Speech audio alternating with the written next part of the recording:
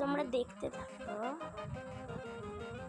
দেখো কেরালায় এত জল হয়ে গেছে বৃষ্টিতে, পুরো বন্যা হয়ে গেছে। আমি ভাবতাম যে আমাদের এখানে শুধু জল হয়, কিন্তু কেরালাতেও পুরো ভর্তি হয়ে গেছে জলে।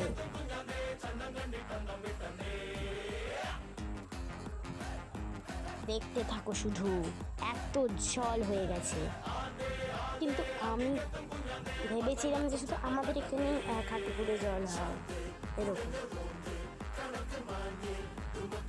কিন্তু ওখানে তো পুরো বন্যা হয়ে গেছে জানো।